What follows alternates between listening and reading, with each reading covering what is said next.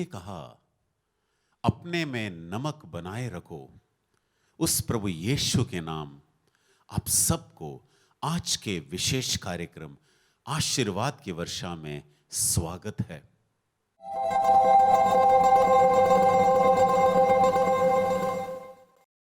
स्तुति, आराधना, प्रभु यीशु के वचन का प्रवचन और गवाही द्वारा आप सबको ढेर सारे आशीष मिले। उतर आए आत्मा, हे पावन आत्मा, उतर आए आत्मा, हे पावन आत्मा, दया की वर्षा करो, कृपा की वर्षा करो, करुणा हम पे भरो, हे पावन आत्मा, दया की वर्षा करो, कृपा की वर्षा करो, करुणा हम में भरो, हे पावन आत्मा। आइए हम ईश्वर के सामने प्यास से और विनीत हृदय से उसकी आत्मा के लिए, उसके आत्मा के नए अभिषेक और सामर्थ्य के लिए पुकारते रहे। शक्ति का दान दीजिए प्रभु, शांति के दान से हमें भर दीजिए। अपनी भक्ति से हमारे जीवन को पूर्ण रूप से अभिषेक दीजिए। शक्ति का दान दो, शांति का दान दो, भक्ति हम में भरो, हे पावन आत्मा, शक्ति का दान दो, शांति का दान दो, भक्ति हम में भरो, हे पावन आत्मा। उतर आए आत्मा, हे पावन आत्मा, उतर आए आत्मा, हे पावन आत्मा, उतर आए आत्मा, हे पावन आत्मा। गाओ हालेलुया, गाओ हालेलुया,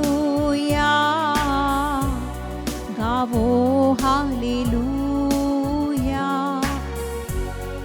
हालेलुया, हाले हालेलुया, हाले हालेलुया, हाले हालेलुया, हालेलुया, हाले हालेलुया, हाले हालेलुया, हाले हालेलुया, हालेलुया, हालेलुया, हालेलुया, हालेलुया। हे प्रभु तेरी स्तुति हो, तेरी आराधना हो। हालेलुया, हालेलुया, हालेलुया, हालेलुया, हलालाला, हलालाला, हलालाला। तेरे सामर्थ्य में उतरा, तेरी शक्ति में उतरा। हे प्रभु यीशु, तेरे नाम से पिता से मांगते हैं, आत्मा से भर दे। हालेलुया, हालेलुया, हालेलुया, हालेलुया, हालेलुया, हालेलुया, हालेलुया,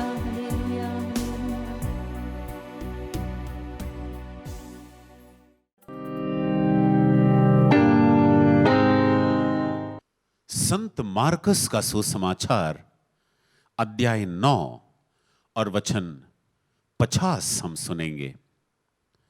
नमक अच्छी चीज है, किंतु यदि वह फीका पड़ जाए तो तुम उसे कैसे चोखोगे। अपने में नमक बनाए रखो और आपस में मेल रखो। तो वचन जो है संत मार्कस का सुसमाचार अध्याय 9 और वचन 5 में प्रभु यीशु आपसे और मुझको यही संदेश देता है। नमक अच्छी चीज है, लेकिन यदि वो नमक फीका पड़ जाए तो उसमें हम स्वाद कैसे बढ़ा सकते हैं। इसीलिए प्रभु यीशु आपसे और मुझसे यह संदेश देते हैं कि अपने में नमक बनाए रखो। हाँ मेरे प्यारे भाइयों और बहनों, हम इस विशेष समय में प्रवेश कर रहे हैं जो चालीसा का समय है। हम देखते हैं कि इस समय लोग उपवास लेते हैं।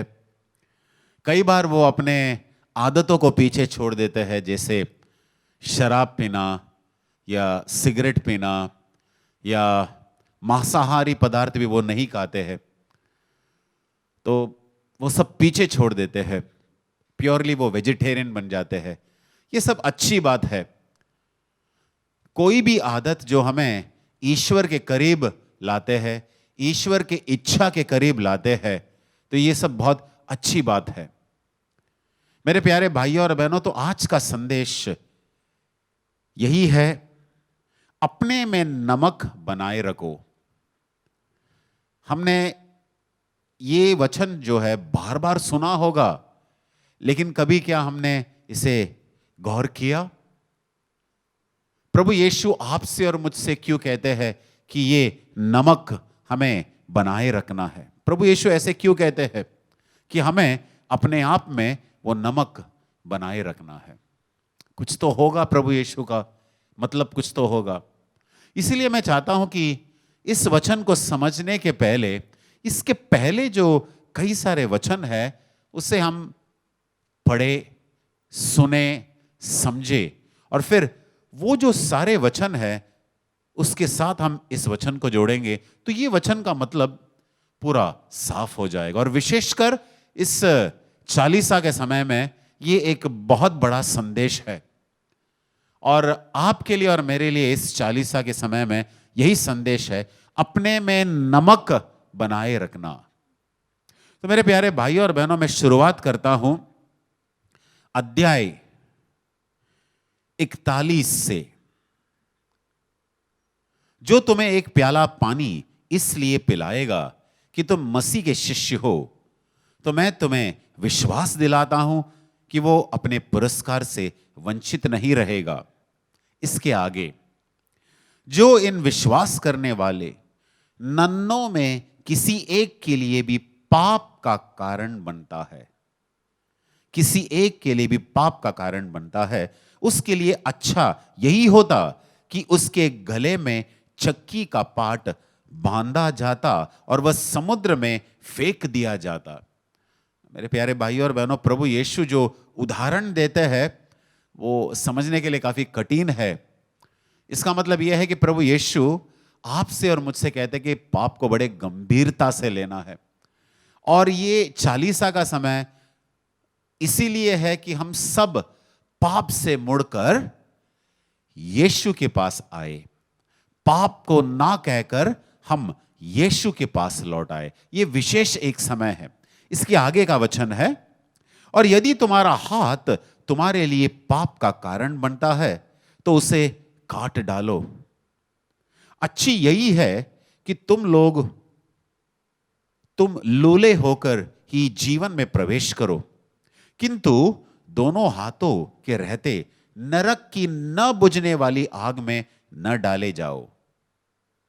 और यदि तुम्हारा पैर तुम्हारे लिए पाप का कारण बनता है तो उसे काट डालो। अच्छा यही कि तुम लंगड़े होकर ही जीवन में प्रवेश करो, किंतु दोनों पैरों के रहते नरक में न डाले जाओ। उसके आगे, और यदि तुम्हारे आंख तुम्हारे लिए पाप का कारण बनती है तो उसे निकाल दो। अच्छा यही है कि तुम काने होकर ही ईश्वर के राज्य में प्रवेश करो, किंतु दोनों आंखों के रहते नरक में न डाले जाओ, जहां उनमें पड़ा हुआ कीड़ा नहीं मरता और आग नहीं बुझती।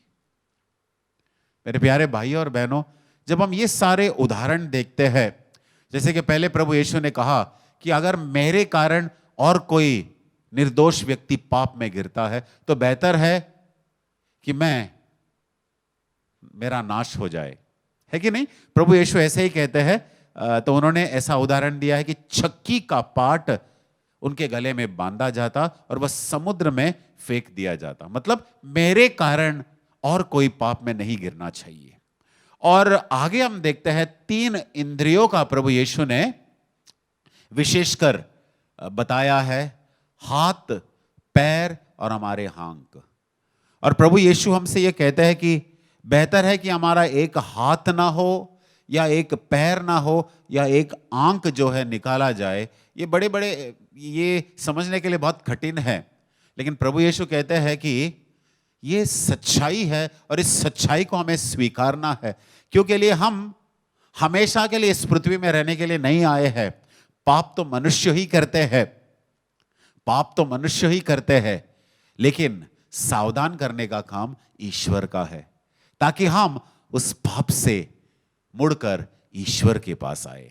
हाँ मेरे प्यारे भाइयों और बहनों, चालीसा का समय उसी विशेष समय है कि हम पाप जो अब कर रहे हैं, हमारे कारण दूसरा कोई व्यक्ति पाप में गिर रहे हैं, हम अपने आंखों से, हाथ से, पैर से अगर हम पाप करते हैं तो हम पश्चाताप करके ईश्वर के पास लौट आए, अपने आप को विनम्र बनाए और प्रभु से कहे, प्रभु मैंने पाप किया है। अपने पापों को छिपाने का समय नहीं है ये चालीसा का समय जो है अपने पापों को छुपाने का समय नहीं है, लेकिन प्रभु से कहना कि प्रभु मैंने पाप किया है, मैं आपके पास लौट कर आ रहा हूं, प्रभु आप मुझे क्षमा करना।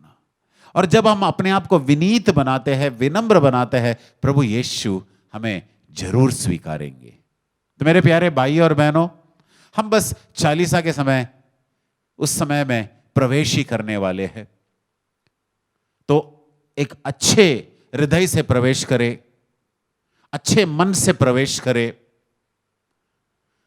हमारे जो सोच है, विचार है, जो उद्देश्य है, इस चालीसा के समय के लिए अच्छा हो, बढ़िया हो, ताकि इस चालीसा का जो समय है, प्रार्थना का समय है, उसका पूरा लाभ हमें मिले। मेरे प्यारे भाइयों और बहनों, हम उसी वचन को सुनेंगे, अपने में नमक बनाए रखो, अपने में नमक बनाए रखो। एक बार और, अपने में नमक बनाए रखो। मेरे प्यारे भाइयों और बहनों, नमक की तरह अनुग्रह भी शुद्ध करता और संरक्षित करता है, नमक की तरह। लेकिन यह केवल सभी को नहीं दिया जाता है, यह अनुग्रह या कृपा सभी को नहीं दिया जाता है, केवल उसी व्यक्ति को जो अपने आप को विनम्र बनाता है। और मेरे प्यारे भाइयों और बहनों, ये चालीसा का जो समय है, हमें अपने आप को विनम्र बनाने का समय है। हमें अपने आप को विनम्र बनाने का समय है। यह समझना है कि मैं मिट्टी हूं और मिट्टी क्या अहंकार और घमंडी बन सकता है। मैं सिर्फ मिट्टी हूं और ये मिट्टी क्या अहंकारी और घमंडी बन सकता है। आज मैं यहां पर हूं, कल मैं इस मिट्टी में लौट सकता हूं। इसीलिए ये जो चालीसा का समय है, उसका पूरा फायदा हमें उठाना है मेरे प्यारे भाइयों और बहनों। और संत याकूब का लिखा गया पत्र अध्याय 4 और वचन 6 में लिखा है, ईश्वर घमंडियों का विरोध करता, किंतु विनीतों को अनुग्रह प्रदान करता है। हाँ मेरे प्यारे भाइयों और बहनों, अहंकार अनुग्रह को दूर करता है, जबकि विनम्रता ये एक ऐसा माध्यम है जिससे आप और मैं अनुग्रह या कृपा को प्राप्त कर सकते हैं। Hallelujah, hallelujah. मेरे प्यारे भाई और बहनों, ये जो लेंट का समय है, चालीसा का समय है, ये पश्चाताप का समय है। अपने पूरे हृदय से ईश्वर के पास लौट आने का समय है। हम ये नहीं कह सकते कि कोई मुझे रोक रहा है। अगर आप और मैं पश्चाताप नहीं करते, ईश्वर के पास लौट नहीं आते हैं, तो इसका जो है हम और किसी को जिम्मेदार नहीं ठहरा सकते, हम खुद जिम्मेदार हैं। अगर हम पश्चाताप करते हैं तो हम अपने मन से पश्चाताप करते हैं। अगर हम अपने आप को विनम्र बनाते हैं इस चालीसा के समय, तो हम अपने आप को विनम्र बनाते हैं। और मेरे प्यारे भाई और बहनों, दाऊद राजा को याद करना, उन्होंने अपने आप को विनम्र किया जब उसे पता चला कि उसने पाप किया है, लैंगिक पाप, और उस पाप को छुपाने के लिए उसने हत्या का भी पाप किया। लेकिन उसने अपने पापों को आगे जाकर छुपाया नहीं। उसने कहा प्रार्थना में, है ईश्वर, मैंने आपके विरुद्ध, स्वर्ग के विरुद्ध और आपके विरुद्ध पाप किया है। और ये जो समय है, ये जो चालीसा का समय है, ये सबसे बढ़िया समय है कि हम ईश्वर के और करीब आ सकते हैं और ईश्वर से कह सकते हैं कि ईश्वर, मैंने आपके विरुद्ध और स्वर्ग के विरुद्ध पाप किया है। हाँ मेरे प्यारे भाइयों और बहनों, ये जो चालीसा का समय है, यीशु के साथ दोबारा एक होने का समय है, पुनः संयोग का समय है। जब हम पाप करते हैं तो हम ईश्वर से दूर हो जाते हैं, यीशु से दूर हो जाते हैं। ये कोई आदत हो या बीच में कभी कोई पाप करते हैं, लेकिन जब हम पश्चाताप करते हैं तो हम यीशु के साथ एक हो जाते हैं। याद रखना, जो कृपा का स्रोत है वो यीशु ही है। संत योहन का सुसमाचार अध्याय 1 और वचन 16 यही बताता है कि कृपा का स्रोत यीशु है। और हम सब जानते हैं कि कृपा किसको प्रदान या किसको मिलता है? वही व्यक्ति जो अपने आप को विनीत और विनम्र बनाता है।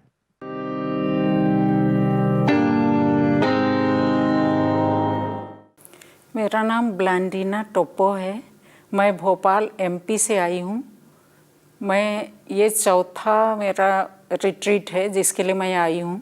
10 साल पहले आई थी लास्ट वाला। तो मैं अभी सोची कि आत्मिक चंगाई के लिए जाती हूँ, इसीलिए वही पर्पस से आई थी। लेकिन हुआ क्या कि पिछले 3 साल से मैं घुटने के दर्द से बहुत परेशान थी। दोनों घुटनों में बहुत ज़्यादा पेन था और मैं बिना नी कैप के नहीं चलती थी।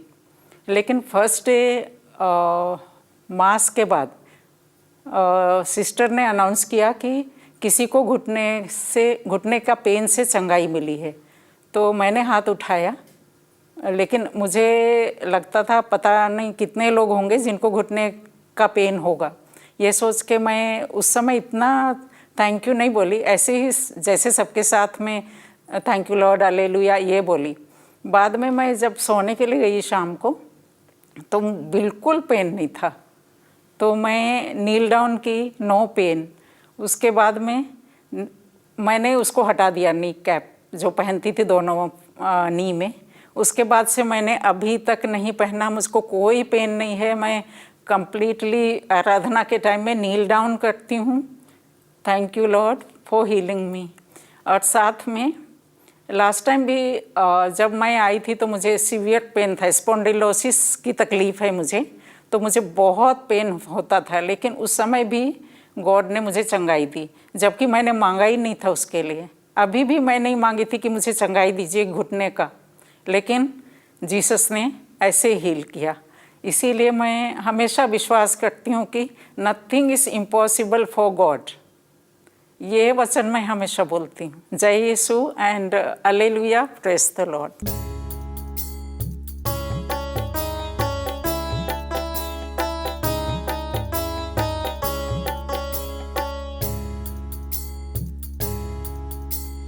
तेरी आराधना करो, तेरी आराधना ना करो, पाप क्षमा कर जीवन दे दे, दया किया चिना करो, तेरी आराधना करो, तेरी आराधना करो, तेरी आराधना करो, पाप क्षमा कर जीवन दे दे, दया किया चिना करो, तेरी आराधना करो। मेरे प्यारे भाई और बहनों, इस आराधना के समय हम सब प्रभु यीशु के सामने हैं। ये वही प्रभु यीशु है जो हमारे पापों को क्षमा करता है। ये वही प्रभु यीशु है जो हमें नया जीवन देता है। मेरे प्यारे भाई और बहनों, इस चालीसा के समय में हम सब प्रवेश करने वाले हैं, और इसके पहले भी कई बार चालीसा का ये जो पुण्य समय है आया है गया है, लेकिन हम इस समय का पूरा फायदा उठाएंगे। यीशु जो हमारा जीवन है, सत्य और मार्ग है, प्रभु यीशु के और करीब आएंगे। हाँ मेरे प्यारे भाइयों और बहनों, अब सबसे निवेदन करता हूं, हो सके तो अपने घुटना टेकना, अपने घुटनों पर आना, अपने हृदय से हम प्रभु यीशु की आराधना करेंगे। पापों को क्षमा करने वाला प्रभु यीशु वही है।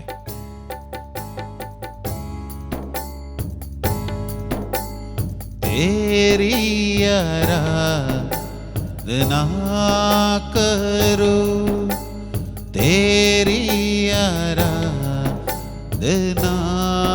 करो, पाप क्षमा कर जीवन दे दे, दया किया चिना करो, तेरी आराधना करो। हाँ मेरे प्यारे भाई और बहनों, इस आराधना के समय और विशेषकर हम बहुत जल्द ही चालीसा के उस पुण्य समय में प्रवेश करने वाले हैं। हम अपने पूरे दिल से और मन से प्रभु यीशु के करीब आएंगे, और सिर्फ करीब आएंगे ही नहीं, बल्कि प्रभु यीशु के साथ जुड़े रहेंगे। मेरे प्यारे भाई और बहनों,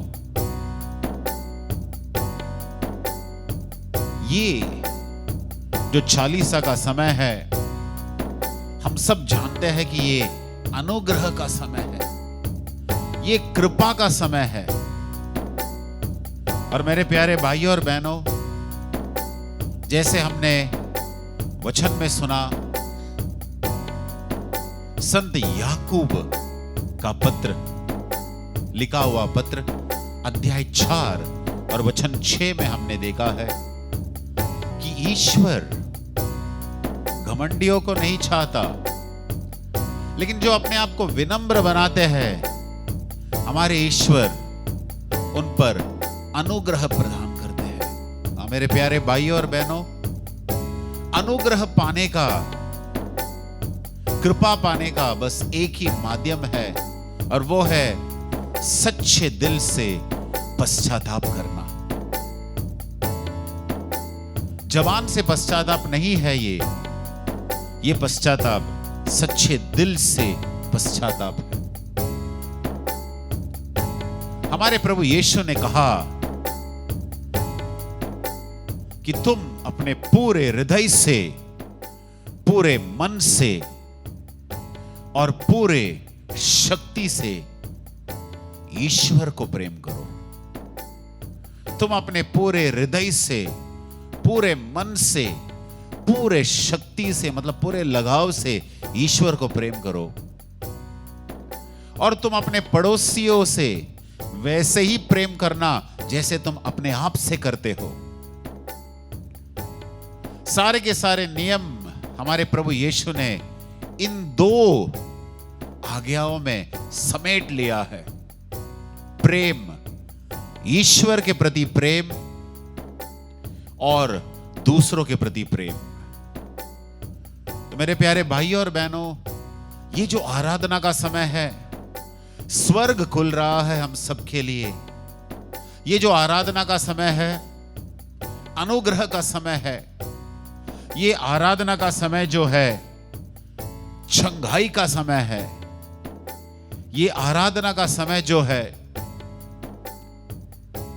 प्रभु यीशु हमें स्पर्श करने का समय है। मेरे प्यारे भाइयों और बहनों, इस समय को यूं ही जाने नहीं देना।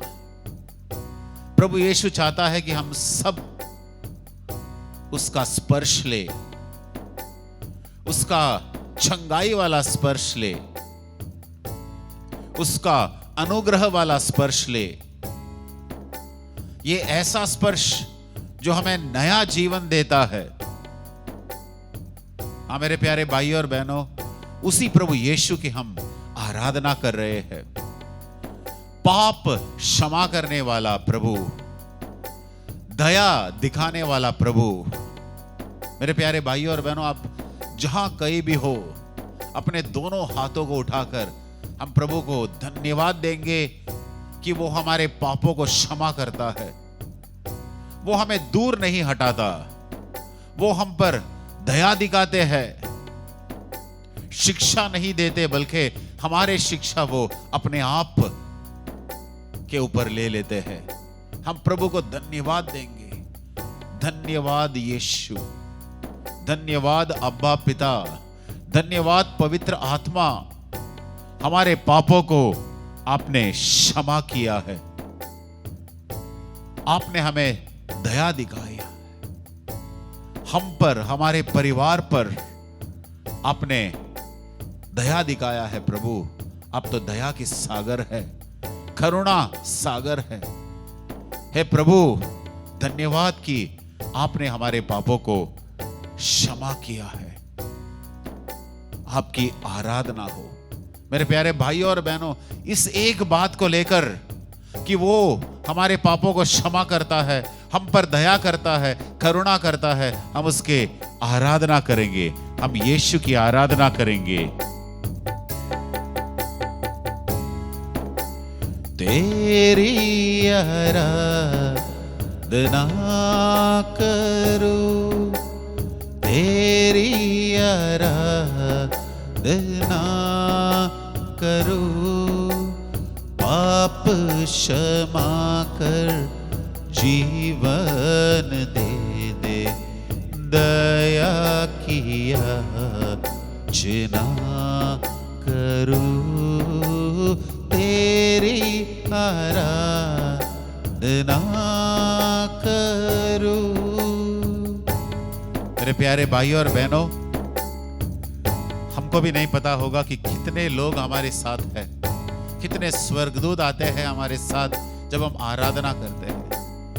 और आप सबको याद होगा वो वचन जब प्रभु यीशु कहते हैं, जब इस पृथ्वी पर एक व्यक्ति पश्चाताप करता है तो स्वर्ग में स्वर्गदूत आनंद मनाते हैं। मेरे प्यारे भाइयों और बहनों, इस समय को जाने नहीं देना। आपके पाप कितने भी बड़े क्यों ना हो, लेकिन हमारे प्रभु यीशु का दया आपके पाप से, मेरे पाप से बढ़कर है। आपका पाप कितना भी घिनौना क्यों ना हो, लेकिन हमारे प्रभु यीशु का करुणा आपके और मेरे पाप से बढ़कर है। मेरे प्यारे भाई और बहनों, इस समय को यूं ही जाने नहीं देना। अपने दिल से पश्चाताप करना। प्रभु, मैं अपने आप को विनम्र करता हूं। प्रभु यीशु, मैं ये कबूल करता हूं कि मैंने पाप किया है। मेरे प्यारे भाई और बहनों, जब दाऊद राजा को पता चला कि उन्होंने पाप किया है, तब तक वो अपने पाप को छिपाते रहे। लेकिन जब वो नबी आए दाऊद राजा के पास और उन्होंने दृष्टांत के द्वारा दाऊद राजा को बताया, तो दाऊद राजा ने अपने पाप कबूल किए और फिर उन्होंने प्रार्थना में यह कहा, हे परमेश्वर, हे मेरे ईश्वर, मैंने स्वर्ग के विरुद्ध और आपके विरुद्ध पाप किया है। और हम यह देखते हैं कि जब दाऊद राजा, जो उस समय राजा थे, उन्होंने अपने आप को विनम्र किया, उन्होंने ये कबूल किया, अपने पापों को छिपाया नहीं, उन्होंने कबूल किया कि ईश्वर, मैंने स्वर्ग के विरुद्ध और आपके विरुद्ध पाप किया है। तो मेरे प्यारे भाइयों और बहनों, ईश्वर ने उनके पापों को क्षमा किया। ईश्वर ने उनके पापों को क्षमा किया। मेरे प्यारे भाइयों और बहनों, कल हम चालीसा के उस समय में प्रवेश करने वाले हैं। हम पश्चाताप से प्रवेश करें। हम यह निर्णय ले कि हमारा पुराना जो पाप में जीवन था उसे पीछे छोड़ देंगे। पाप पर हमारा कोई अधिकार नहीं होगा। अगर हम हमेशा अपने आप को विनम्र बनाएंगे, पश्चाताप करेंगे, तो कृपा का हम पर अधिकार होगा और पाप का कोई अधिकार नहीं होगा। अनुग्रह का हम पर अधिकार होगा जब हम पाप कबूल करते हैं। अनुग्रह का हम पर अधिकार होगा।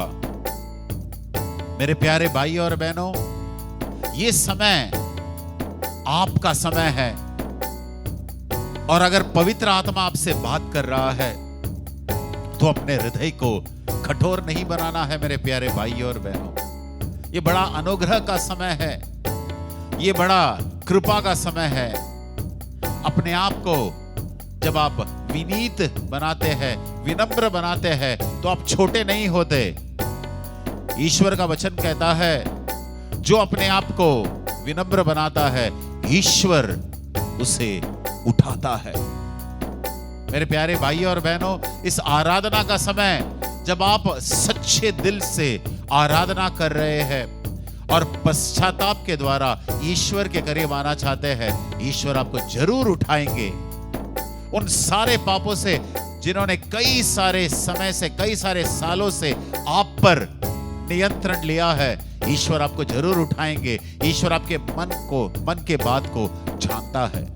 मेरे प्यारे भाई और बहनों, ये आराधना विशेषकर ईश्वर के पास, हमारे यीशु के पास लौट आने का समय है। लेकिन ये नहीं भूलना, आप भी आपके परिवार के प्रतिनिधित्व कर रहे हैं। आप भी आपके दोस्तों के प्रतिनिधित्व कर रहे हैं। आप अपने परिवार के सदस्यों के लिए भी प्रार्थना कर रहे हैं। जैसे उन 4 मित्रों ने लकवे से पीड़ित व्यक्ति के लिए मध्यस्थ किया, वैसे आप भी आपके परिवार के सदस्यों के लिए मध्यस्थ करना, आप अपने मित्रों के लिए प्रार्थना करना। ये आराधना का समय यूं ही जाने नहीं देना। ये बड़ा अनुग्रह का समय है। हृदय, कठोर हृदय भी पिघल जाते हैं। अगर आपने विश्वास करके इस समय प्रार्थना किया तो ईश्वर आपको स्पर्श कर रहा है, ईश्वर आपको क्षमा कर रहा है। ये वही ईश्वर है जो कृपा का स्रोत है, अनुग्रह का स्रोत है।